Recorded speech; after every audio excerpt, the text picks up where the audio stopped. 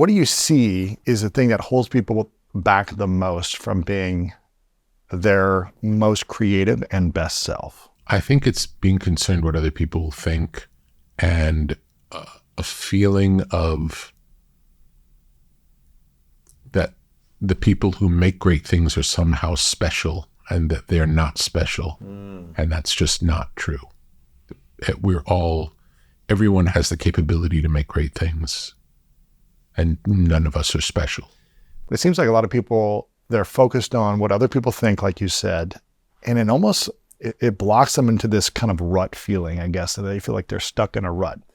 I don't know if you've heard this before with a lot of your artists, but with me as a writer and an author, I've heard so many people come to me and say, I want to write a book. And I ask them, how long have you had this idea that you wanted to write this book about this thing? And some people will say 5, 7, 10 years, but they've been worried about what people think, or they feel creatively stuck in a rut. Do you ever feel stuck in a rut? And if so, how do you personally get out of that? I think taking action is a really great thing, and not setting up barriers of entry.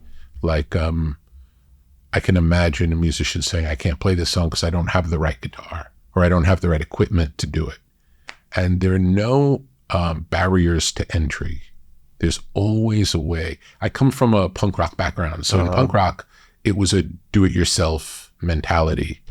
And, I started my first record company not knowing that was something you can do. It just really happened automatically. I wanted to start making records. I wanted people to hear them. I never knew that you could get signed to a label. I just thought, well, if you want to make a record, you make a record. So I made records and, print up 500 copies of a 7-inch single, for example. So I think there's always a way. You don't have to wait for permission from someone else. I think that's a big part. People are waiting for permission to actually make their art. Someone has to say, I'll hire you to do this, or I'll publish your book if you write a book, or set the stage to allow you to do it. But I don't think that's the way great things are made. When you printed those first 500 singles, what was your dream or your vision? Was it, okay, now how do I sell these? Am I going to give them away for free? What was the process for you? Combination of giving them away for free and selling enough to be able to make another one. That was always, any of the things I've made, it's always been about sustainability. As long as I can make another one, it's a success. But at this point, you're sustainable probably for life, I'm assuming, with the success you've had. So you don't have to make something to try to make your money back, or get your time back or whatever. So what is the vision now? I still think in those terms. Really? Though I feel like I want to make it where it's sustainable by itself. There's something that feels good about that. That you make something that can live on, not because of an endowment. Yeah, that's interesting. I don't know why really? That is, but that's just and maybe it's just the way I was brought up. It may just be. What does an artist need to be thinking and feeling at the same time to create great art? I would say thinking is the least part of it. It's much more about feeling and being true to themselves, whatever that is. Feeling their truth.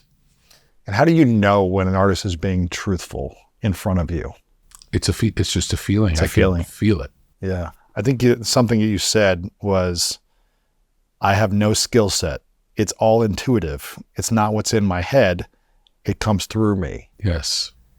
So you're not analyzing or thinking about it. You're saying, something doesn't feel right. It starts with a feeling always. It starts with a feeling. The analysis comes in later to try to understand either the feeling, if there's a reason. Like if I'm just feeling something, I can experience it and be fine. If we have to act on the feeling, then it's like, okay, this feels like this. Is there a way to figure out why? Sometimes you can, sometimes you can't. And if you can figure out why, or if you think you know why, then you can say, could it be this, this, or this? Let's try those things, see what happens. Do you have a process when you're starting the first session with an artist after you've been introduced and you say, okay, let's do this, we're going to work together? Do you have a process where you set a personal intention that you don't tell them, but then also you tell them what the intention is for your time working together?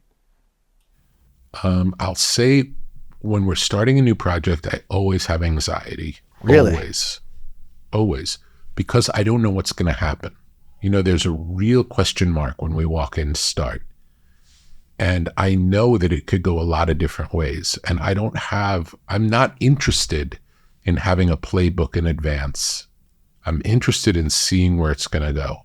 And it's scary because it could not go good. And sometimes there's some artists have an expectation that I'm going to do something. And I can't do anything, Right. It's like, it's either going to happen or it's not going to happen. So, but then usually sometimes it's the first day, sometimes it's the third day, sometimes it's the second week where something happens like, whoa, what was that? How did that happen? And then that might give us a clue. It's like, oh, this is what it wants to be. And that may change also. That may be the first inclination. It could start that way and then it makes a left turn, turns into something completely different. The work itself tells us where it wants to go. So because the reason it's so scary is because we have so little control over it. That's what's scary. There's no control. None. And if an artist has a big expectation, I need to put out a record that's going to do well. I need to make money. I need to make the label happy, whatever it is. My fans need to love this. Then that could feel like a lot of pressure. But do you allow that pressure to affect you? No, because I know it's not in the interest of the work. It's like we're all on the same page. Even the people we're ignoring, the record companies, the managers, the agents, the people who are yelling, I need this now. Ultimately, for everyone involved, if the artist makes the best possible work that they can, everybody wins. It's just that no one involved in the process understands what it takes for that thing to happen. I had a conversation with a basketball player, a member of the Golden State Warriors, who told me there's all this pressure now to do a lot of stuff on social media. And he said, and it's getting in the way of our playing. Interesting. And I said, well, if you tell the people who are asking you to do the social media stuff, don't you want us to win? It's like, if you want us to win, let us focus on winning. And he said, they don't seem to care. They want us to do the social media stuff. They want us to distract ourselves from the work of the game. From the flow, from the practice, putting in the reps, showing up. up. And then I say, well, then it's up to you, what's more important, to please them or to win?